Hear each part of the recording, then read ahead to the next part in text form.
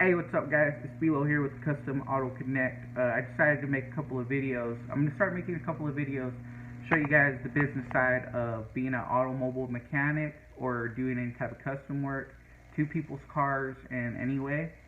I thought it'd be kind of interesting to show you guys price. I noticed a lot of channels don't show price, how they come up with pricing. Not sure really why. I think that's kind of more the interesting side of it, to see how competitive you can be on the price scale or how non-competitive you can be. Kind of give you an idea how to get your foot in the door. At least for me, that's the main factor. How do you get your foot in the door?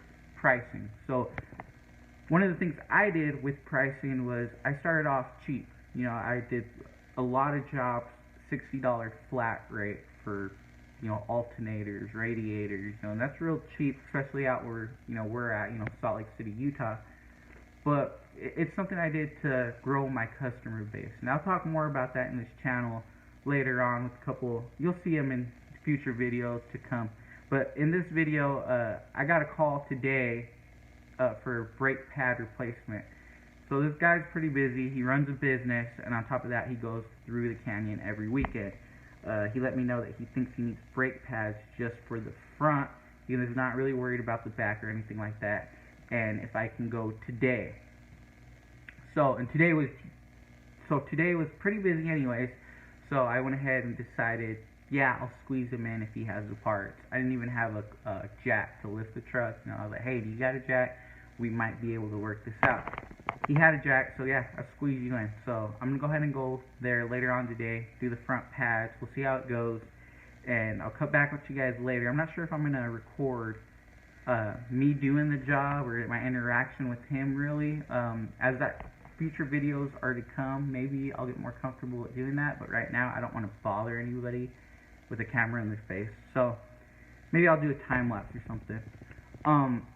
The other thing is, right now it's September 10th, 2020. September 10th, 2020. It's fall out here.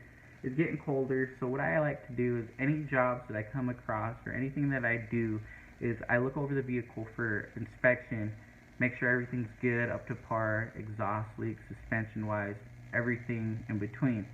And I want to make sure I give them a good quote, good price before the winter, and I make it loud and clear. Get this done before the winter. And if you do that, especially the first year or as soon as you get a new customer, let them know why you're doing that. You let them know that you want to get them through the winter without any problems. So with my pricing rates, I noticed that I tend to get a lot of middle class to lower class single moms, anything in between there, as customer base. So those people, their income might not be as much, but you let them know, hey, I'm looking out for you for the winter. I know you got kids. This is what's wrong with your car, and you could even show them you're there, you're mobile, you have everything on jack stands. You could show them this is not supposed to do that, you know what I mean? And I want to make it so you make it through the winter. If you get that through their head early on with your relationship with this new customer, they'll go ahead and call you around fall time, every fall. Around the fall is when I'm the busiest, and then, head going towards the winter, I die down because I already did everything that I needed to do. I'll get emergency calls and stuff like that, but I'll die down with all the other stuff, and that's good for me because I don't like working in the winter. It gets cold, your bones start to ache, and pretty much you're aging quicker than you should if you're out there working on the road, in the winter. It's just, no brainer. But anyways, I'll let you guys know how it goes, see if I can give an estimate on anything else before the winter hits, and I'll cut back on with you guys later. Peace.